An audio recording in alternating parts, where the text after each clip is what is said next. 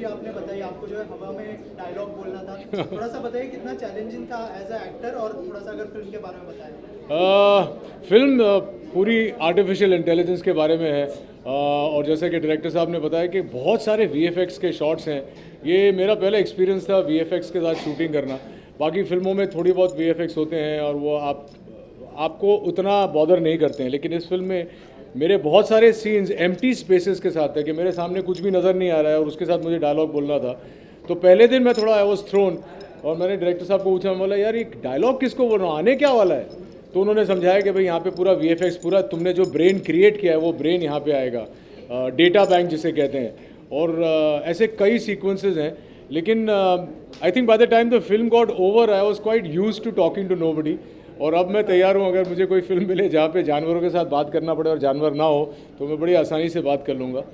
Film artificial intelligence के बारे में है, और जो मेरा किरदार है हरी सिंह का, he is the creator of that artificial intelligence. अक्सर होता है कि हमारे कोई प्रिय, हमारे मित्र, हमारे परिवार वाले कोई अगर हमें छोड़ के चले जाते हैं तो बहुत दुख होता है, और उनकी याद में हम तस्वीर लगा लेते हैं या वीडियो पे उनके पुराने वीडियोस देख लेते हैं फ़ोन पे। इस ऐप के द्वारा आप एक्चुअली उस इंसान को रिक्रिएट कर सकते हैं, और वो ज़िंदगी भर ज़िंदगी आपके बगल में रहेगा, उसी तरह उठते बैठते रहेंगे आपके साथ, उसी तरह बात करते रहेंगे जैसे पहले करते थे। बस यही है कि आप उसे छू नहीं सकते क्योंकि वो है नहीं। तो एक अपैरिशन कह सकते हैं या एक छाया छवि कह सकते हैं, और इस ऐप को यूज़ करके वो बिल्कुल हूबहू वैसा ही होगा इंसान जैसा पहले था। अब क्वेश्चन इज़ कि ये ऐप अगर किसी गलत इंसान के हाथ में पड़ जाए तो आयरा जैसी फिल्म बनती है। कि हरी सिंह के साथ जो हो रहा है वो क्या हो रहा है, हरी सिंह ने ये बना तो दिया लेकिन ये किसके हाथ में है जो ये सब कुछ कंट्रोल कर रहा है। और यही पिक्चर का निचोड़ है। मैं चाहूँगा कि आप लोग जब फिल्म देखें तो आखिरी शॉट तक अपनी सीट से न उठें, क्योंकि इस पिक्चर का निचोड़ आखिरी 5 मिनट में है। अब इतना बड़ा हिंट दे दिया है तो आप लोग क्लाइमैक्स ज़रूर देखिएगा। ये क्लाइमैक्स के बारे में भी एक कहानी आपसे शेयर करता हूँ। जब मैं पहली बार शूटिंग करने सेट पे पहुंचा तो मैं सैम को उससे पहले एक ही बार मिला था, डीओपी वगैरह को पहली बार मिल रहा था। शूटिंग करते करते सडनली एक दिन जो मेरे डायरेक्टर है सैम मेरे पास आए, बोले मुझे एक बहुत अजीब सा आइडिया आया है, मैं शेयर करूं क्या? सर हाँ शेयर करिए। बोले मैं सोच रहा हूँ पिक्चर का एंड चेंज कर दूँ। अच्छा, अक्सर एक्टर थोड़ा सा नाराज़ हो जाता है, यार पूरी स्क्रिप्ट पढ़ के हाँ बोल के हम लोग वहाँ तक जा रहे हैं तो जो पूरी जर्नी है किरदार की वो उस तरफ जा रही है, तुम क्या चेंज करना चाह रहे हो? तो उन्होंने मुझे वहीं बैठे बैठे लंच टाइम पे एंड क्लाइमैक्स जो उनके मन में आया था वो समझाया, और मैं एक्चुअली अचंभित रह गया। मैंने बोला ये चाहते हैं आप? बोले हाँ मुझे लगता है बहुत इंटरेस्टिंग होगा। और हम लोग फिर वो क्लाइमैक्स लास्ट डे पे शूट किया, और उन्होंने वो क्लाइमैक्स पूरा चेंज कर दिया। और मुझे लगता है कि जब आप पिक्चर देखेंगे तो आपको एक झटका लगेगा कि अरे पिक्चर ये थी। मैं एक बहुत बड़ा नाम लेने वाला हूँ, वैसी कोई फिल्म नहीं है, लेकिन क्रिस्टोफर नोलन जैसी फिल्में बनाते हैं उसमें एंड में ऐसा कुछ होता है जैसे आप बोलते हैं कि अच्छा अच्छा जो पिक्चर हम देख रहे थे, हम सोच रहे थे पिक्चर वो नहीं थी, पिक्चर तो ये है। तो उस किस्म का एक एंड है। और बाकी तो थ्रिल है, रोमांस है, ड्रामा है, करिश्मा कोटक है, तो बहुत सारी चीज़ें पिक्चर में देखने के लिए आप लोग ज़रूर जाइए देखने के लिए। वीएफएक्स भी है साथ साथ। चीज़ का प्रोज एंड कॉन्स होता है, तो आप एज अ सेलिब्रिटी कैसे हैंडल करते हैं जब सोशल मीडिया ट्रोल की बात करें? एआई अभी जो है डीप फेक के बारे में आपने सुना होगा, बहुत सारी चीज़ें हुई थी, आप उस चीज़ को कैसे हैंडल करते हैं? यार मैं बहुत ही अवेयरनेस को लेकर भी एक मैसेज देगी ये फिल्म?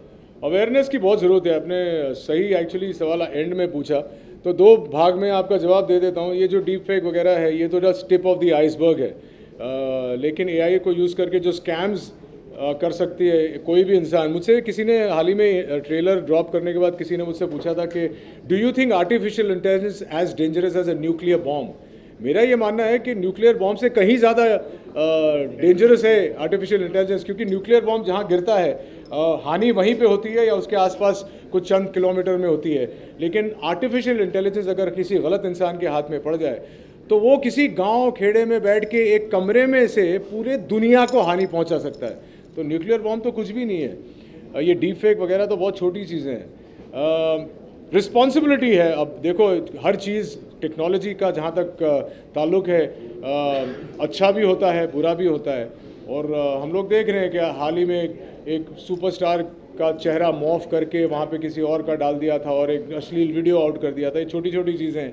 आगे चल के अगर ये चलता रहा तो ये आर्टिफिशियल इंटेलिजेंस बहुत हानिकारक हो सकता है, लेकिन इसके फ़ायदे भी बहुत सारे हैं। किसी ने चैट जीपीटी मेंशन किया था, वो भी एक नेसेंट स्टेज है। आगे चल के बहुत सारे ऐसे ऐप्स बनेंगे जहाँ पे इंसानों की ज़रूरत नहीं पड़ेगी। हो सकता है कि कल आप वर्चुअली ये पूरा प्रेस कॉन्फ्रेंस शूट कर लें।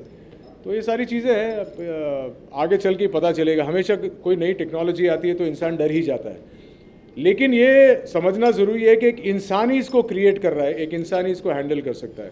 तो hopefully it will be beneficial for the human race. आप ट्रोल्स को कैसे हैंडल करते हैं? मैंने कहा कि मैं बहुत ही नॉन कंट्रोवर्शियल एक्टर हूँ। मैं कभी ऐसी चीज़ें ना बोलता हूँ, ना मेरी ज़िंदगी में हुई है, बहुत बोरिंग हूँ। तो मुझे किसी ने कभी ट्रोल किया नहीं है, और जब मुझे कोई ट्रोल करता भी है बिला वजह तो मैं उसे जाके जवाब देता हूँ।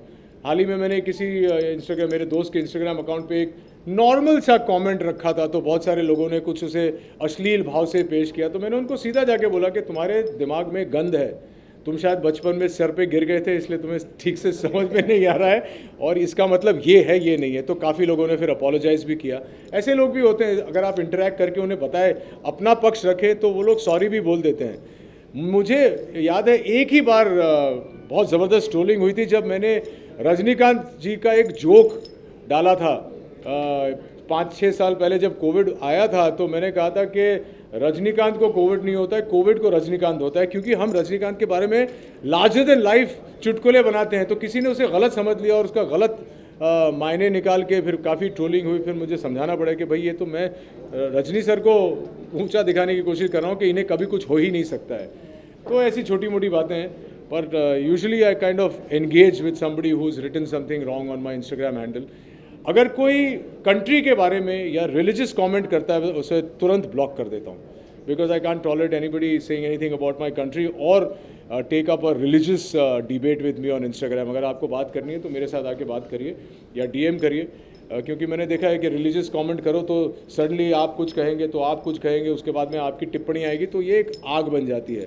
आई don't prescribe to that kind of comments on specially on social media. Right, आखिर में जो है आपका जन्मदिन भी है, तो 5 तारीख को जो है एडवांस में हैप्पी बर्थडे। और Thank you. क्या क्या कहना चाहेंगे ऑडियंस को बर्थडे के दिन? क्या सरप्राइज एक्सपेक्ट कर रहे हो उनसे आप? मुझे जन्मदिन मनाना बहुत अच्छा लगता है। मैं एक एरीज़ हूँ, एरीज़ लोगों को जो है वो बच्चे होते हैं, तो मुझे जन्मदिन सेलिब्रेट करना बहुत अच्छा लगता है कि सैम ने मुझे बहुत अच्छा जन्मदिन दिया है, जन्मदिन का गिफ्ट दिया है कि 4 तारीख को फिल्म रिलीज़ हो रही है, और 4 तारीख की रात को I will bring in my birthday with Ira. और यही चाहता हूँ कि आप लोग सब इस फिल्म के बारे में और बातें करें, लोगों से कहें, ताकि लोग थिएटर में आके देखें।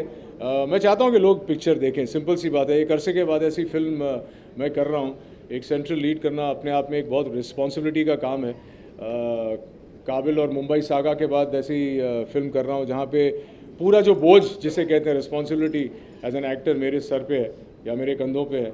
मुझे बहुत मज़ा आया ये फिल्म बनाकर, और मुझे लगता है कि जब आप लोग देखेंगे तो आपको भी मज़ा आएगा। फिल्म का जो कंटेंट है बहुत इंटरेस्टिंग है, थोड़ा डार्क है, लेकिन ह्यूमरस भी है, रोमांस भी है, ड्रामा भी है।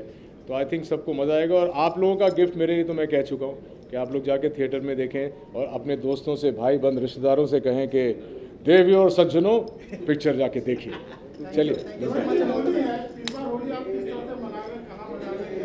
तो यार अनफॉर्चुनेटली मैं होली मनाता नहीं हूँ। मैं पहले होली सिर्फ अमित जी के घर मनाता था, और जब से वहाँ की होली बंद हुई है तो मैं ज़्यादातर होली बैशेस में जाता नहीं हूँ। लेकिन इस साल हर साल की तरह एक टोकन होली जहाँ हम हमेशा जाते हैं वो शबाना और जावेद साहब के वहाँ जाएंगे, और वो एक फैमिली एटमॉस्फेयर है, और वहाँ पे जाके बहुत सारे हमारे जो मित्र हैं वो हमेशा वहीं पे मिलते हैं। पर हम लोग वो हू हा धूमधाम वाली होली मनाना बहुत सालों पहले बंद कर दिया था। तो बस जावेद साहब के वहाँ जाएंगे, शबाना जी को तिलक लगाएंगे और होली मनाएंगे। और आप सबको होली की शुभकामनाएं पहले से।